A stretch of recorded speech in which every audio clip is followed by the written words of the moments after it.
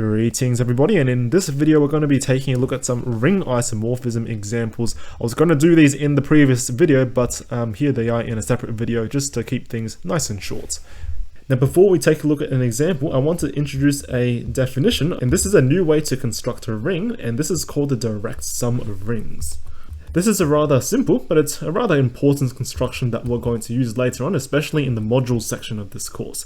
So how do you define the direct sum of rings? Well, first of all, you need rings to start off with, so let R and S be rings. Then the direct sum as a set, it's simply just a Cartesian product. You write it as R O plus S though, because we're working with rings. This is equal to, as a set, the tuples R comma S, where R is in R and S is in S. And the claim is that this guy is a ring. How do you define addition and multiplication? Well, these are just defined pointwise. So if you have an element R1 comma S1 and you try to add it, and this is really the addition in RO plus S here, you try to add it with another element, let's say R2 comma S2, then this is equal to R1 plus R2, S1 plus S2. And then a similar thing holds for multiplication as well. If you have R1, S1, and then you want to multiply by R2, S2, then this is just R1, R2, S1, S2. And you could probably guess what the additive and the multiplicative identities in this ring would be. The additive identity in RO plus S, that's exactly, well, you have this pair additive identity in R, and then additive identity in S. So you can verify this by using how we defined addition in this ring. And the multiplicative identity in R direct sum S, that's exactly the pair multiplicative identity in R and multiplicative identity in S. And again, you can verify this using how we defined multiplication over here. Okay, so we have this new way to construct rings by the direct sum. Sometimes you could also have a direct sum of a bunch of rings. So you could have R1 direct sum R2 and then direct sum, and you can go up to as many as you want to. I believe you could also have direct sum of infinitely many rings, and it will also be a ring. You can compress this notation, by the way. If you write a big O plus, kind of like how you write a big sigma or a big product from I equals 1 to n of Ri. Okay, so let's use this construction now to create an example.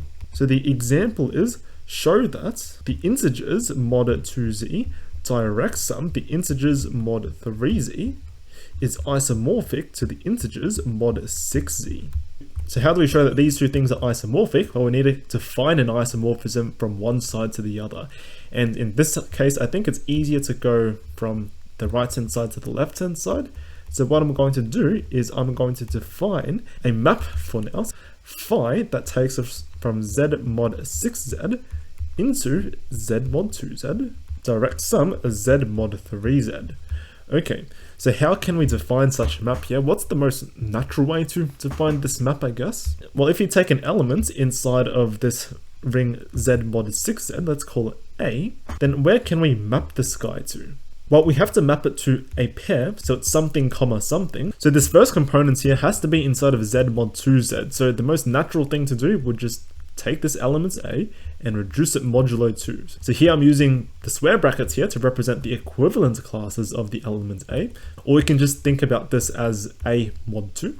And then the second component, this is just going to be A, but then mod 3. So let's take a look at some examples of this. Let's take the element 5 and let's see where this gets mapped to. Well, it gets mapped to a pair here. The first component is 5 mod 2, but that's exactly going to be equal to 1. The second component is 5 mod 3, but that's exactly 2. Let's do another example. Let's do 4. 4 gets mapped to a pair.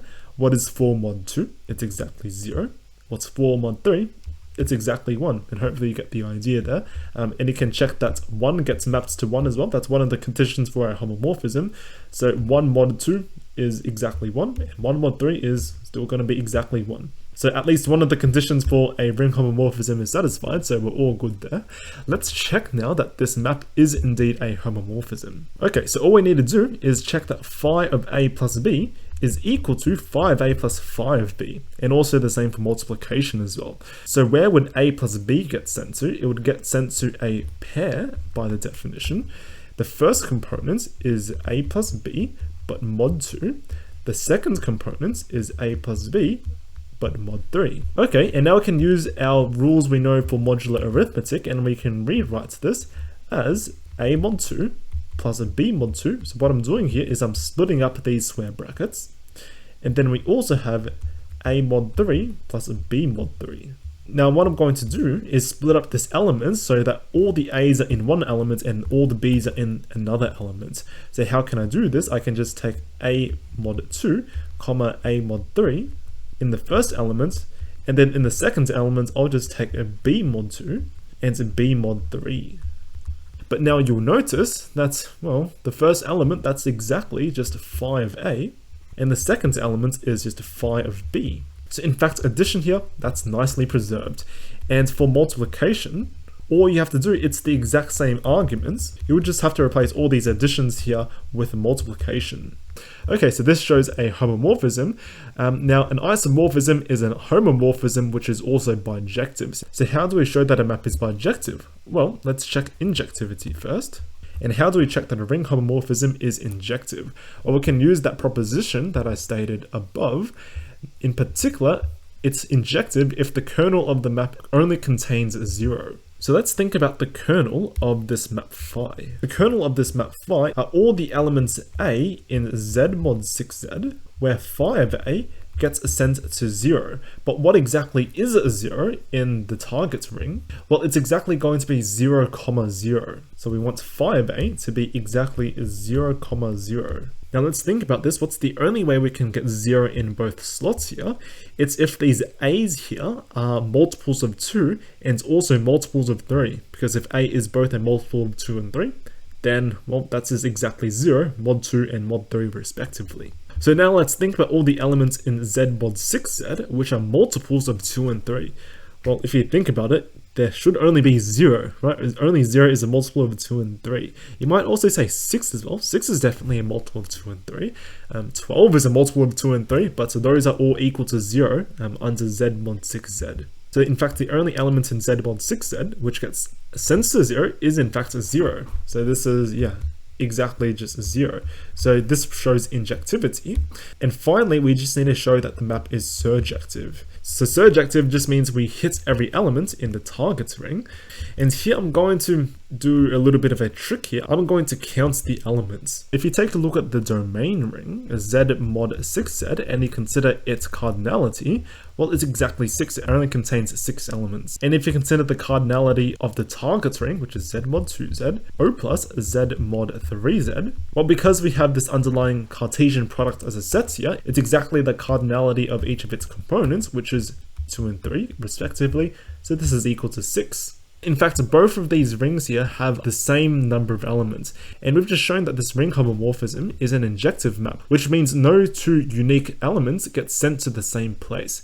And because these two rings have the exact same size, this forces all elements in the target ring to be hit.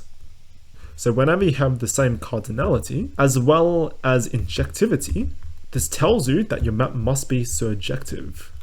And by cardinality, I really mean finite, because obviously when you start working with infinite things, then this implication here doesn't necessarily hold. Okay, so we've shown that this ring homomorphism is also a bijective map, and therefore we've shown that phi is a ring isomorphism. Okay, that is great.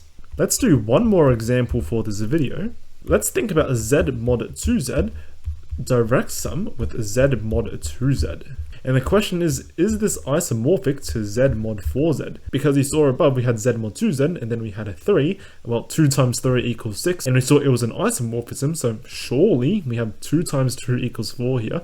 Well, this is also an isomorphism, but turns out it's not an isomorphism. So I want to present a way where you can show that two rings are not isomorphic. So there are some obvious ways to show that two rings are not isomorphic. First of all, if they have different cardinalities, then obviously they can't be isomorphic because you can't even construct a bijective map between them. Another way to show that they're not isomorphic is to take a look at the order of elements in a ring. So let's mention a bit of a definition as well. If you have a ring and you have some elements A in your ring, then the order of A is the smallest natural number such that n times A, so this is repeated addition of A, equals 0. So if you imagine your ring as some kind of set, let's say this guy over here, that's your additive identity 0, and here's your element A somewhere. The order of an element is, well, how many times do you need to add A to itself? to get back to 0. So this is A, maybe this is 2A over here, then you have 3A, and then on 4A it returns back to 0. In this case, the order of the element A would be exactly 4. This is why rings are called rings, by the way, because if you do repeated addition a bunch of times, sometimes you loop back to exactly 0. In some rings, you don't have this property. For example, with Z, if you have an element, then you can just keep going in one direction forever. In this case, the order of any element in Z would be infinite, because you're never going to get back to 0. So if you take a look at the order of elements in both these rings here, and they don't exactly match, then you can't have an isomorphism, because isomorphisms must preserve the order of elements as well. Well, it's pretty obvious why, because the order is based off of repeated addition, and addition must be preserved between homomorphisms. Okay, so let's see this in action here. We're going to let AB be an element of Z mod 2Z, direct sum Z mod 2Z. And let's see what happens if we take, let's say 2, and we multiply it by AB. So this is repeated addition of AB 2 times, but if you do that, you're just going to get 2A and 2B. But hang on a minute, 2A and 2B, these are just even numbers, but because we're working in Z mod 2Z, O plus Z mod 2Z, this is just going to give you 0. So in fact, for every single element inside of this ring here, besides the additive identity, you have that the order of AB is exactly 2, where AB is not the 0. Okay, so now let's take a look at the ring Z mod 4Z here. Now Z mod 4Z is a cyclic group under addition, and if you take a look at the element 1, so consider just the element of 1 in Z mod 4Z, then you have the order of 1, well, how many times do you need to add 1 together in Z mod 4Z to get back to 0? Well, it's exactly 4. But this is a bit of a problem because we found an element in Z mod 4Z with an order of 4, but there exists no element in this direct sum here with an order of 4. So because of this, we conclude that Z mod 2Z, direct sum Z mod 2Z, is not isomorphic to Z mod 4Z. There's a lot of other techniques as well to show that two rings are not isomorphic. You just have to take a look at ring invariants. Then if one of those invariants don't match up between the two rings, then your two rings can't be isomorphic, because isomorphisms must preserve those invariants. And the order of elements is one of those invariants.